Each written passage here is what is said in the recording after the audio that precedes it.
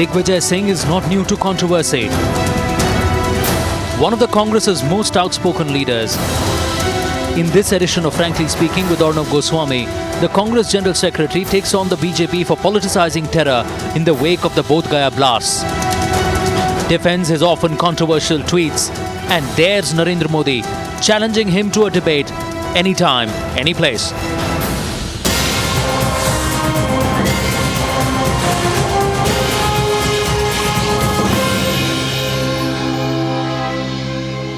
Mr. Digvijaya Singh, it's always a pleasure talking to you on Frankly Speaking. My pleasure. A part of the pleasure, Mr. Digvijaya Singh, is that you're always newsy. You're always in the news. You're always creating the news and making the headlines. You almost seem to enjoy it. Well, why not? If the media gives me a rare opportunity to do so, why shouldn't I do it? Why are you going after the media? I'm not going after the media. I'm just saying that every time a bomb blast takes place, within half an hour the media has the sources, either they are Indian Mujahideen or some Muslim name comes through. And because of that, the whole country has an impression that it is only the terrorists, the only Muslims who are the terrorists. And that is why the Sangh came out with a famous slogan. We know that all Muslims are not terrorists, but why all terrorists are Muslim? Until it was proved wrong by ATS Maharashtra, where on six occasions, bomb blasts, the people responsible were all Sangh activists. So now my slogan has become, all Hindus cannot be terrorists, but all terrorists who are being caught, why are they Sanghis? Well, Mr. Digvijaya Singh, show me one headline, one newspaper article which makes the generalization on Muslims in the manner that you are saying. This is a imputation, an insinuation, a conclusion that Digvijaya Singh is drawing. Okay. Not what the media is. Arnab, just go through from 2004 onwards.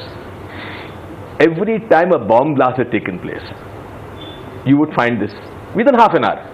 Even in the case of Bodh Gaya, Mr. Ravi Shankar Prasad, within 2 hours, was pointing fingers at some involvement of a Muslim boy. Mr. Rudy, again Indian Mujahideen. How does he know about it? Why is he politicizing it? He's referring to what the Delhi police said. No, exactly what I'm saying. That this kind of a reference, was it needed? What was factually incorrect in it? Which was factually, how are you sure the Delhi police the statement is factually correct? You're saying the Delhi police should not be trusted. I'm not saying they should be trusted, but the fact remains that what made Mr. Ravi Shankar Prasad give this statement 2 hours after the incident? Okay. Now I'll come to that. My first point to you, sir, with Digvijaya Singh, with the greatest of respect, is that I've seen that you've been going after the media. You have your right to do so, but I would respectfully submit to you, Mr. Digvijaya Singh, that you could possibly be wrong, because the media is not shooting in the dark, nor is the media fabricating evidence. Neither is the media, quoting sources, because the Delhi police released information on record in October 2012, of which I have a copy, that this particular site was surveyed by members of the Indian Mujahideen. All the media asked Mr. Digvijaya Singh is that if there was such information available, did the state government take adequate security measures? The Indian Mujahideen's name was not a result of elaborate guesswork by the media, but it is a product of your own Delhi police's interrogation of a terror suspect. And I have the copy of the Delhi police. I'm not questioning that. I'm not questioning that. I have 2-3 things. Number one, I'm questioning the intent of Mr. Ravi Shankar Prasad by taking that cue and politicizing this. Yes. Number one. Number two, then there's again another spin. Right. That it may be a reaction to what has happened in Myanmar against Rohingyas. Number two. Number three, Mr. Rudy also comes out with a similar statement. This thing is only, what I'm trying to say is that for God's sake, in a sensitive issue as this, don't politicize it. Yes. So you are questioning the veracity of media sources, also quoting absolutely. So my counter question to you will be, example. My counter question to you will be, Mr. Digvijaya Singh, people would ask you, how credible are your sources when you claim to have information that the BJP is going to try and create communal incidents? Where is the proof? Where is the full investigation? On July 3rd, Digvijaya Singh said, the Sangh Parivar and the BJP are conspiring to incite communal violence in the Congress-ruled states during Karnataka. The government will have to keep strict vigil on Hindutva organizations. He said, Digvijaya Singh said in his address to the KPCC General Body in the Palace. I'm owning that. What proof did you have? What credible evidence did you have? On the history of communal violence in this country, Arnab, please go through every judicial commission report that has come on communal rights. You would find that communal elements of Hindus and communal Muslim organizations of Muslims have got together and engineered communal rights. And this is a fact which is there on every report of judicial commission. Number one. Number two, when Mr. Modi, who's been known to be a highly sort of who's a symbol of extreme religious fundamentalism, now is being projected as the leader. And my own sources, my political sources, I may be wrong, but my own political experience, Arnab, of dealing with such situations as 10 years of Chief Minister, I took strong action against Bajrang Dal activists and the CME activists.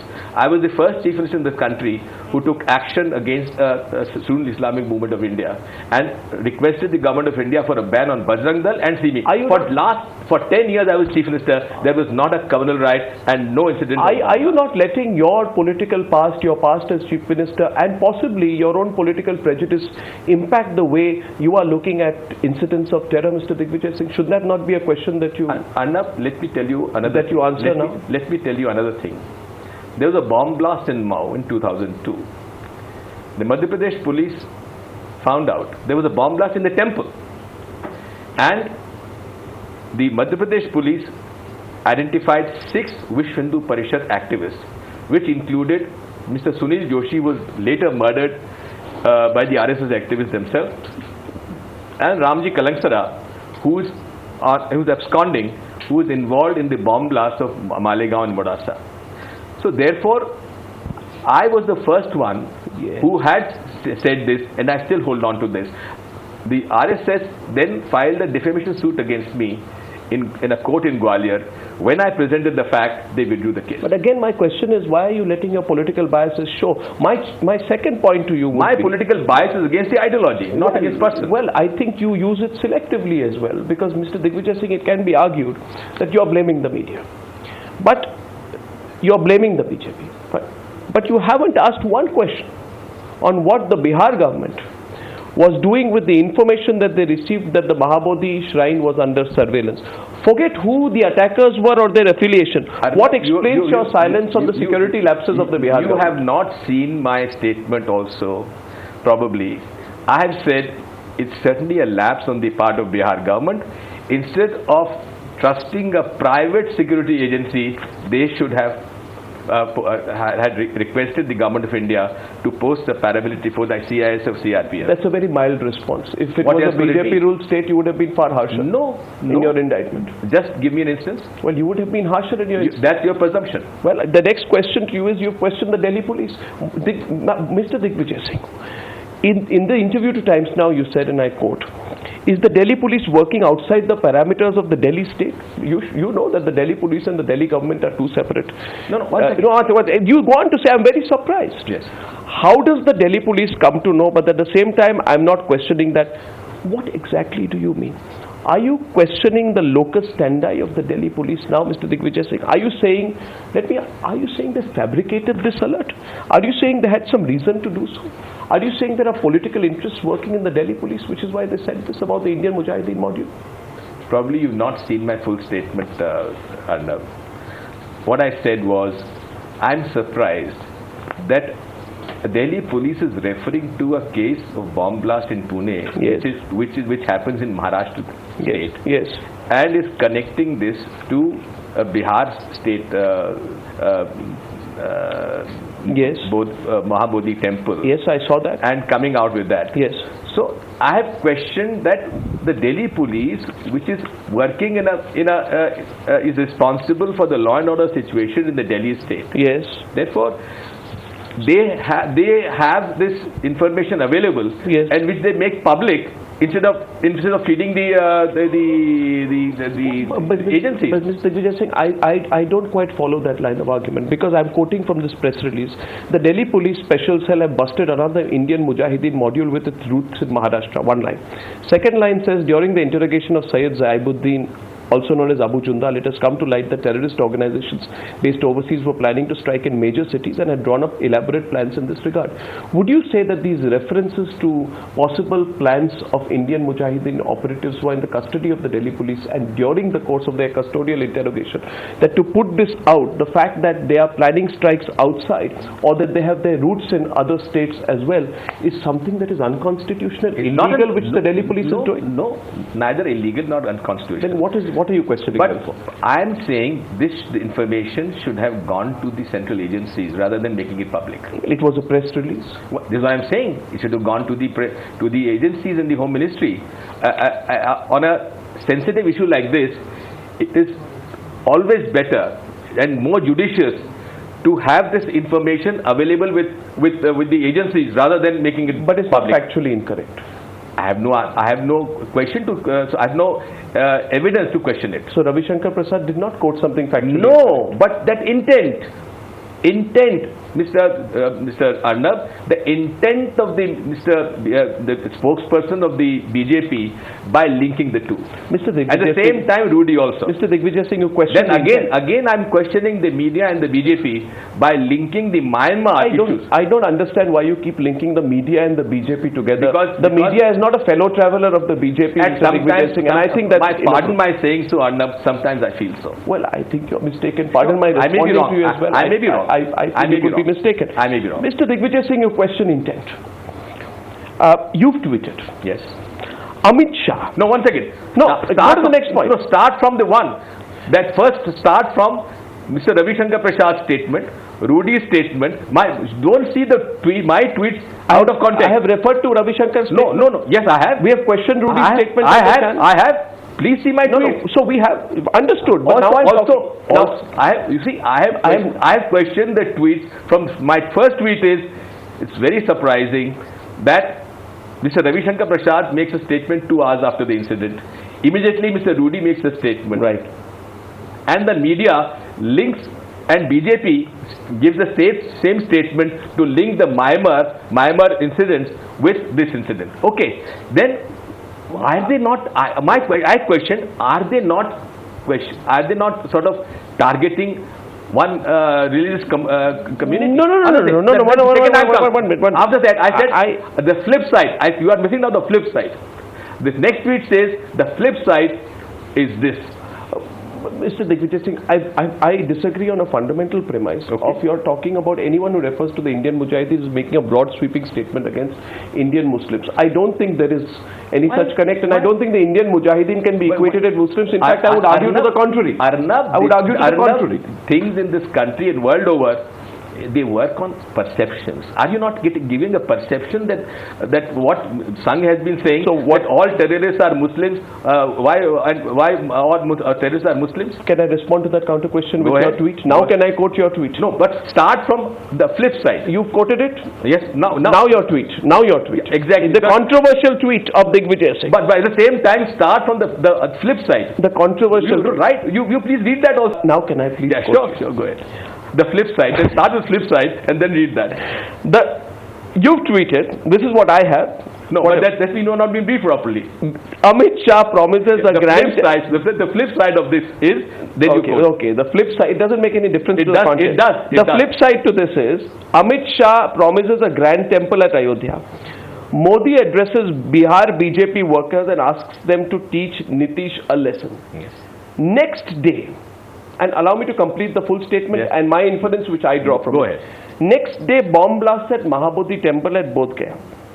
Is there a connect? Question mark. I don't know. Full stop. Allow NIA to complete investigation, please. This is in capital letters. In capital letters. You know, Mr. Digvijaya Singh, you speak about Modi, the UP campaign, temple issue, Amit Shah and the blast in the same breath. And then you add this little small legal caveat. I don't know. Then my direct question to you, Mr. Digvijaya Singh, is this. If you don't know, then why do you plant the seeds of doubt? If you don't know, why do you plant the seeds of doubt? First, is that an ethical thing to do? Have you asked Mr. Ravi Shankar Prasad and Mr. Rudy why are they planting the seed of doubt? Why are you targeting me and not Mr. Ravi Shankar Prasad? I think and again, Mr. Rudy? Well, again, with the greatest of respect, the question has been asked to Mr. Ravi Shankar Prasad day before on the news hour, and the question was asked to him why you jumped to a conclusion. He has replied that he was quoting what the Delhi police said. My question to you now is: yes. You speak about Amit Shah, UP campaign, temple issue, Modi, and the blast in the same breath, and that is simply, Mr. Digvijaya Singh, planting the seeds of doubt in a very polarized country, in a country which is on the edge communally, in a country where we repeatedly said religion and politics should not be mixed with terror. Why are you planting the seeds of doubt? Arnab, I'll go back to this again. Why is media in partnership with this Sanghi ideology seeding the minds of the people by quoting sources within half an hour of a bomb incident? Why? That's correct. I can show you number of channels which have done it. It is the perception which counts in this country. Again, then, what was the need for Mr. Amit Shah to make such a communal statement going to Ayodhya when the matter is in the Supreme Court? One second. Deal with it separately. One second. Let me complete it. 1 second. Number one, he is himself an accused of creating communal disturbances. He is an accused in a fake encounter case. He then goes to Ayodhya and gives a call of Ram Mandir, which has polarized the body politic of this country. What does it I hold Mr. L.K. Advani responsible for dividing the body politic of this country after the Rath Yatra. What does it have to do with the Bodh Gaya blast? Because the BJP and some parts and some media channels were linking the Bodh Gaya to the Muslim community without the investigation not completed. I don't think so. That's your choice. That's your choice. I don't think so. That's your conclusion that you drew. That's your choice. I waited for 24 hours. I want a single newspaper headline which actually draws a link between the Muslim community and the blast. You wouldn't find one. Why, Mr. Arnab? Don't you say Indian Mujahideen are not Muslims? You don't see a connect between Myanmar and the incident taking place being projected by. You may not. I would never draw that inference without facts, Mr. Digvijaya Singh. You may take the credit Times Now, but look at the other channels. Mr. Digvijaya Singh. When I talk Arnab, responsibly. After the whole media had communalized the whole thing, I had to intervene and put the other flip side of that. No, but Mr. Digvijaya Singh, now, you have accused the media. And you have accused the BJP of jumping the gun. Yes. Right? Yes, I But have. what about, now my next question to you is, what about the many times that you have alleged motive, that you have made allegations without proof? You can draw all links and inferences, but others can't. Give me one instance. Give me one instance. You want me to give you one instance? Yes, go ahead. I have one instance. Go ahead. November 2008. Yes. Digvijaya Singh. Yes. Mr. Digvijaya Singh, as you know, I have followed your political career closer than most journalists. I'm extremely grateful. Would you like my biography? I certainly wouldn't, but I would like to quote you. Thank you. November 2008. Yes. Digvijaya Singh says, recent Assam blast came at a time when the BJP was in an embarrassing situation after Sadhvi Pragya Singh Thakur's arrest. BJP needed to divert attention. And then you go on to say, I'm just drawing attention to this uncanny coincidence. Yes. That's the example. I drew it. That's the example. Yes, I drew it. So you didn't have any proof. You drew an allegation when it suited you without the facts. But Arnab, if there is a coincidence, can't I say it's a coincidence? But still today, 2008, and now it's 2000. Is there one shred of proof to link the so-called what you describe as the Hindutva organizations with the Assam blast? But the fact also remains that on 6 different occasions, the Sangh activists have been involved in bomb blasts. Whether Malegaon 1, 2, Modasa, Makkah Masjid, Hyderabad, Ajmer Dargah Sharif, Samjhauta Express, In all 6 cases, they were the Sangh activists who were involved. So and they've been charged. So why is Digvijay Singh right when he draws the inference, but Ravi Shankar Prasad wrong when he quotes the Delhi police? See, the point is, after the incident, Mr. Ravi Shankar Prasad did not sort of say that may be a coincidence. He gives a statement. Now I'll give one more example. Okay, go ahead. Chhattisgarh, a state close to your own political turf and the state you know well. Yes.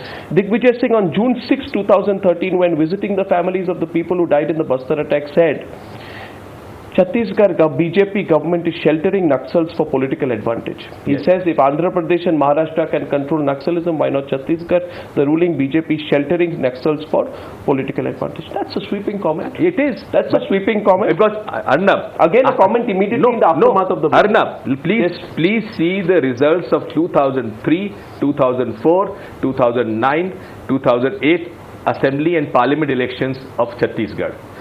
In spite of the fact that Naxalites give a call of boycotting the election, the polling takes place of more than 50 to 70%. Okay. After that, why does BJP polls get 70 to 80% of votes? Once again, on all such sensitive pollings. It's an inference. It's a conclusion. It's a coincidence. It's a suspicion of Digvijay Singh. It's a coincidence, a very strong coincidence, successively 2003, 2004, 2009, 2010. Again, Mr. Baliram Kashyap's son is killed in Bastar by the Naxalites. And I believe, this is the general impression, that they had promised certain amount of money to the Naxalites which was not paid, and because of that he was born and killed. Again an inference, a suspicion. Yes, suspicion. No proof. Proof? To please ask the people of Bastar whether it's correct or not. One second. Number 2. Similarly, of Rajnandgaon, one BJP leader who was responsible for fixing a deal with Naxalites was again killed. And please ask his relatives whether this is a fact or not. How do you go by what a relative says? Does that amount to concrete proof? You see, I'm not an investigating agency here now. Precisely. I'm a political man, and a political man has to sort of bring out certain facts which he comes to know. So, Mr. Digvijay Singh, let me come to the moot point. Yes. You are a political man, you are an astute political man, but then are you drawing politics out of these incidents? Never once has it been claimed, Mr. Digvijay Singh, that's one point I want to keep coming to, that an attack, if or if not, whether it is or not directly or indirectly done by the Indian Mujahideen, is an act by Muslims. It's by some people of the Indian Mujahideen, active or sleeper cells. Why are you drawing that link? That's one.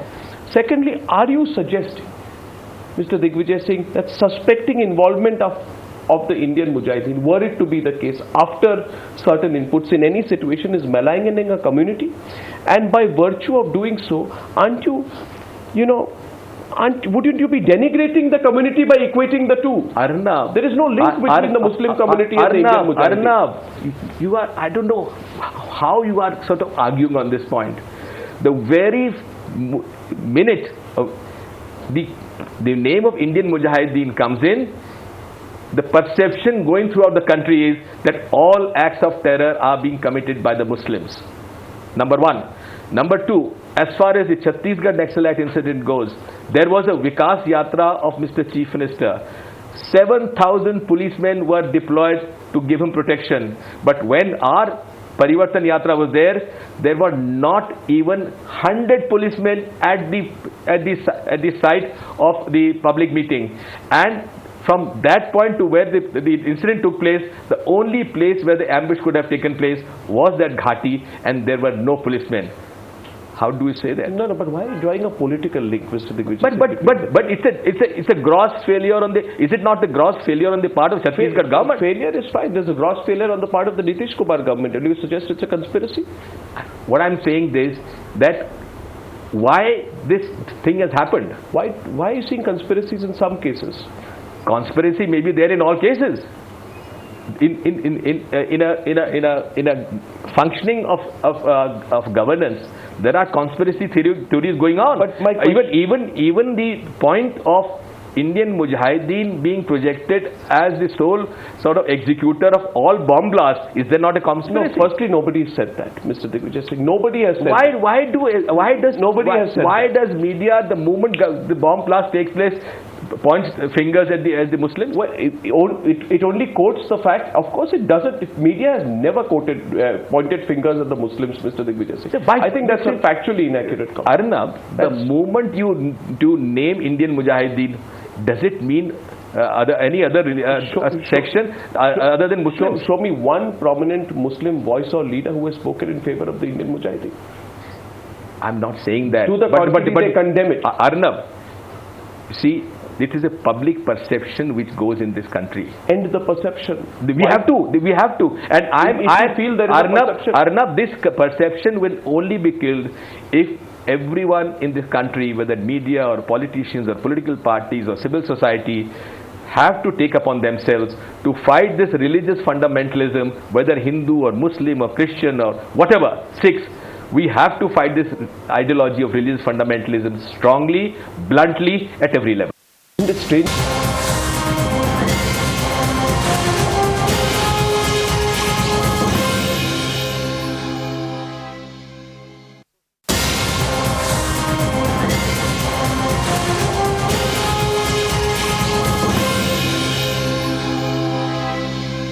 Now, my other point of slight confusion about what your strategy is of the Ishrat Jahan case, Mr. Digvijaya Singh. On the Ishrat Jahan case, I have some doubts about what your whole strategy is, and I would like to ask you directly today, face to face, about it. You are saying the NIA is saying something, IB is saying something, CBI is saying something else. There should be clarity between all the government agencies are saying. Media sources should also be investigated. Media is spreading panic in the nation. Again, you've gone after the media. Question is, the Ministry of Home Affairs, Ms. Digvijaya Singh, claimed in its first affidavit that Ishrat was a terrorist. Something it did not deny when it filed a second affidavit in September 2009. G.K. Pillai, who you know well and who Mr. Chidambaram used to depend greatly on as one of the best bureaucrats in the Home Ministry, said the Ministry of Home Affairs is concerned about Ishrat's terror rings. I don't know why you're smiling. Why would you want to go back again today to review whether or not she was linked to a terror module? Are you desperately trying to prove now that she was innocent?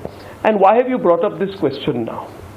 The affidavit is here if you want to see it. This is the affidavit which is filed in the district court in Ahmedabad on that date. Arnab, give me one instance where Digvijaya Singh has questioned this, whether Ishrat Jahan is a terrorist or not a terrorist.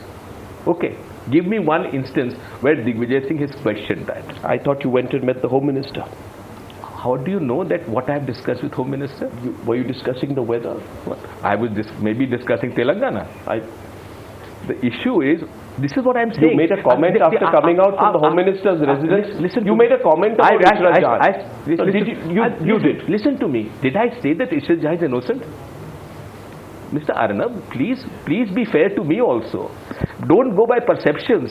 Don't go by conspiracy theories in your mind or the BJP's mind. What I'm trying to say is, give me one instance where Digvijaya Singh has questioned whether Ishrat Jahan is a terrorist or not a terrorist, or has links with terrorists or not terrorists. One second. Let me finish. The point is that the fact remains that Ishrat Jahan, along with 3 people, were killed in an encounter. Supposedly, they had come to kill Mr. Narendra Modi. Yes. It's a very interesting fact also. Yes. That ever since Mr. Banjara has been arrested, there has been no threat to the life of Mr. Narendra Modi. That's a fact. Number 2. After Ishrat Jahan's case, NIA team had gone to interrogate Headley. There were 2 NIA officers and 1 advocate. 2 days after the interrogation of Headley, the media reports sources that Headley has mentioned Ishrat Jahan's name. Okay. The whole country gets a perception that Headley has given the name of Ishrat Jahan. Okay. The whole country, that it was flashed throughout the country. Right. After that,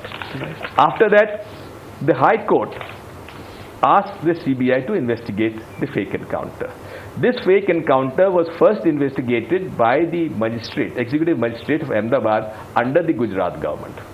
And they found that this, Mr. Tamang was the executive magistrate. And they found it was a fake encounter. Okay. On basis of that, the aggrieved party went to the court. And the court ordered CBI investigation. And CBI investigation then led to confession by the then SP, Mr. Singhal of Ahmedabad, who, on basis of that, the CBI has put in the first charge sheet, okay, of a fake encounter. Right. Now, suddenly the media gets into the game. Media. Yes, media. Again, the media. Yes, again. IB says one thing. CBI says, has charge sheeted on facts, which has taken a different stand. And NIA again comes with there are some NIA reports coming up which says that Ishrat Jahan was never mentioned in the report which NIA has put up to the Home Ministry of Mr. Headley. Now, the logical thing which came to my mind is, what is this happening in this government? IB is quoting something else, CBI is quoting something else, and NIA is quoting something else. And this logical line which I took was, for God's sake, the Home Ministry should move in and to clarify what's happening. So you did speak to the Home Minister about it? I did. But then why did you just say you didn't? What I said was that I had spoken to him about Telangana, and I put this point because I had made it in the public domain. But I had tweeted on this. But Mr. Digvijaya Singh, I tweeted on this. That's now. I have some counter questions. Yes. You explained your. Go ahead. My 3 counter questions to you on this is: yes. First, what prosecutor? business does, not as a prosecutor, as go ahead, an interviewer. Go ahead. What interrogator? What? Oh, come on. Thank you for your wonderful epithets, Mr. Digvijaya Singh. You're in a good mood. My first question to you is: what business do you have to go and tell the Home Minister what he's doing? You are a senior Congress leader, admitted. First of all, why are you tutoring Mr. Sujit Kumar Shinde? Does the Home Minister of India need to be tutored? Question one. None. Go ahead. Question 2 is, should I answer just now or later? You can choose. You want to answer now? Yes. Go ahead. There's no question of tutoring. As a citizen of this country, I feel that 3 different agencies of Government of India, if they are giving 3 kinds of information in the media, I don't know who is giving this, but media is quoting sources of IB, media is quoting sources of CBI, media is quoting sources of NIA. I don't know which one is correct. Yes. So it's my natural concern to bring to the notice of Mr. Home Minister, so what is happening? Fine. Second point is, that's not tutoring. Why did you not tell G.K. Pillai in November 2011, Mr. G.K. Pillai, you are lying? Mr. G.K. Pillai said that she was part of a terror module and they were concerned about it. No. What's very important? Okay, go ahead. Because in June 2013, closer to the elections, you're making this an issue. In November 2011, you have not answered. So my question is, why didn't you take on the Home Ministry then? That's question 2. Now, I'll answer to that. Yes. I have never questioned the issue of Ishrat Jahan being a terrorist or not being terrorist. Have I? You acknowledge that the Home Ministry said very clearly on record. Come on. Arnav, you are caught with this. No, there is a quote here. G.K. Pillai says very clearly, we are concerned. Has Digvijaya Singh responded? Do you not trust the? Do you not trust the? I have never questioned it. So G.K. Pillai said the same thing in the same term. I have never. Do you believe Ishrat Jahan was a terrorist? I have never questioned it. How do I know? Do you believe she was a terrorist? How do I know? Am I an investigating agency? So do you think all the people who are out there saying she was not a terrorist are also rushing to quick conclusions? No, I have never questioned whether Ishrat Jahan is a terrorist or not a terrorist, whether she had links with terrorists or not terrorists. This is for the investigation agencies to find out. Digvijaya Singh is not an investigating agency. My simple point is, investigating agencies don't need political pressure. Absolutely correct. Therefore, investigating agencies don't need to work in a climate where Digvijaya Singh, senior most leader of the Congress party with considerable clout in government, walks into the Home Minister's office and begins picking up an issue which is in direct contradiction with what the Home Ministry itself said in November 2011. And what the MHA said. You are going with the assumption that Digvijaya Singh is questioned whether Ishrat Jahan is a terrorist or not a terrorist. Digvijaya Singh is putting political pressure. No. That is what I'm saying. But what kind of pressure do you feel if I raise this issue that for God's sake, please control the agencies for giving contradictory leaks. So why did you wait so long before you demanded clarity on this issue from the Home Ministry? If the confusion... Because the sources started quoting only after Ishrat Jahan's case came up recently. I'm not questioning Mr. Pillai's statement. No. I submit... Be fair to me. Have I questioned Mr. Pillai's statement? You have not. Then? But the fact is something completely and wholly different. The question is this. I'm coming to my fundamental point now. Your two questions you've been proved wrong. No, I have not. Third. On both, the answers have been unconvincing. No, it may be unconvincing. Let the people of the people who are seeing this be convinced that I am not. You level charge against me that I am tutoring Home Minister. I am not tutoring Home Minister. Well, Second thing is that I am challenging the Mr. Pillai's statement. I am not challenging. Then I also request all the people watching this interview to kindly consider the fact that when Digvijaya Singh goes into Sushil Kumar Shinde's office, he's not just another common man. It's an important political leader. Exactly. And I had issues to discuss regarding Telangana, Andhra Pradesh issue, of which I am in charge in my party. Yes. Number two, I had tweeted the same very day morning that what is happening, 3 agencies under the Home Ministry are being quoted by the media on 3 contradictory issues. What is happening? Now the fact of the matter is, and this is the third point, Mr. Yes, go ahead. Finally, neither you or I will determine, it's not a battle between you. No. We are friends, of course. My question to you is, right now you're not friendly with the media. No, I'm friendly with the prosecutor. The question is, the fact is, Mr. Digvijaya Singh, a 119-page report. Yes. On the interrogation. Allow me, please. Allow me. Go ahead. But you have to tell me what report? Let me complete it. I'll tell you.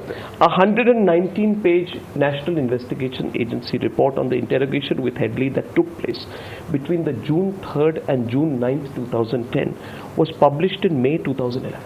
So the report has been in the public domain, right? It made no mention of Ishrat Jahan. It was reported that the NIA dismissed reports claiming Headley had spoken to them about Ishrat as baseless. Therefore, this matter, it's established in the public domain. You agree with me? The matter is in the public domain. About this NIA report, about Headley's statement, it's been in the public domain. The simple question of timing. The question is this.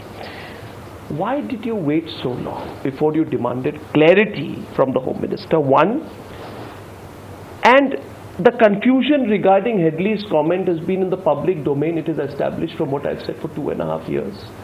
Why are you raking it up now?